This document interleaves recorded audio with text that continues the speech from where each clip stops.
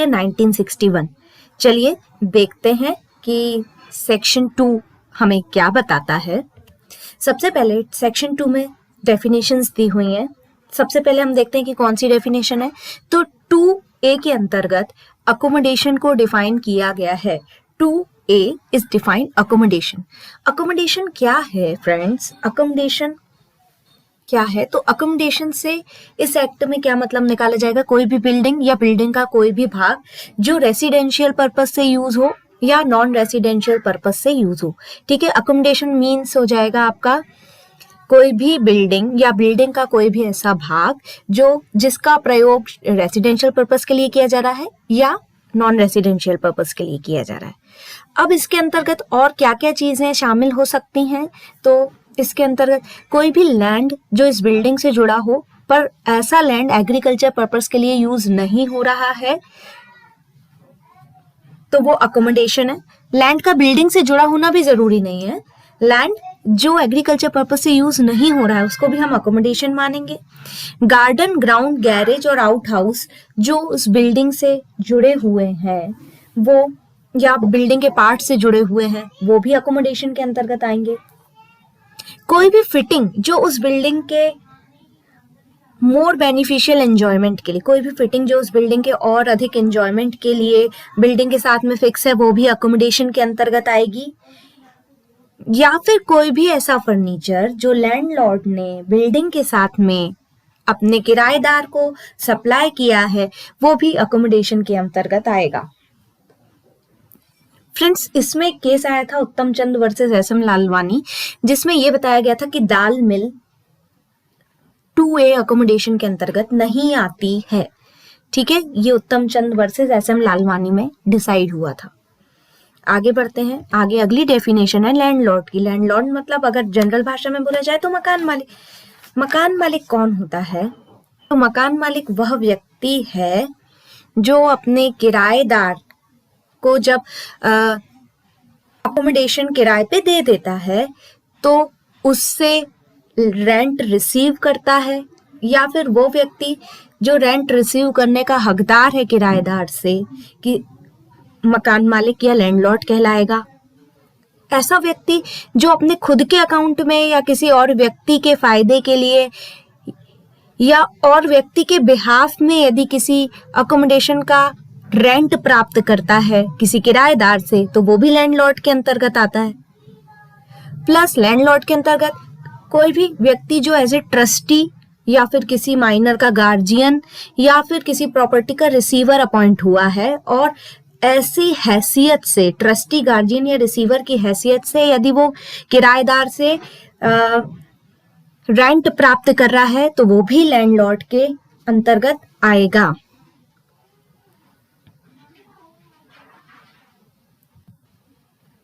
अगली डेफिनेशन है 2C lawful increase. Lawful increase का मतलब क्या है?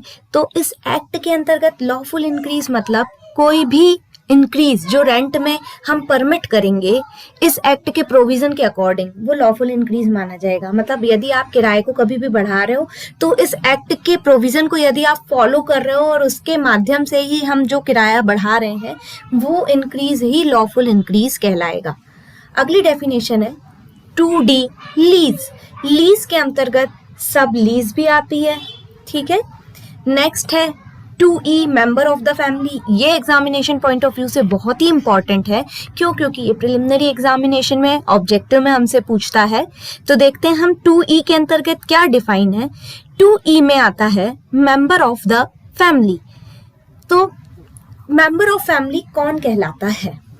किसी भी पर्सन का मेंबर, फैमिली मेंबर है। स्पाउसेस दैट मीन्स हस्बैंड के लिए उसकी वाइफ फैमिली मेंबर है, वाइफ के लिए उसका हस्बैंड फैमिली मेंबर है। उनके पुत्र, उनके सन, उनकी अनमैरिड डॉटर भी फैमिली के अंतर्गत आते हैं। फादर, मदर, ग्रैंडफादर, ग्रैंडमदर, मतलब माता पिता और ग्रैंडफादर, ग्रैंडमदर में हमें ये ध्यान रखना है कि दादा दादी, नाना नानी, दादा दादी और नाना नानी दोनों ही फैमिली मेंबर कहलाएंगे।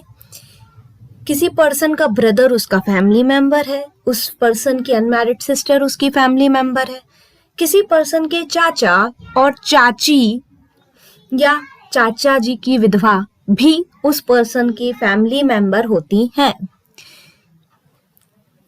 किसी पर्सन के ब्रदर का सन और ब्रदर की अनमैरिड डॉटर जो जॉइंट रह रहे हैं, जो फैमिली जॉइंटली रह रही है, वो भी फैमिली मेंबर कहलाएंगे।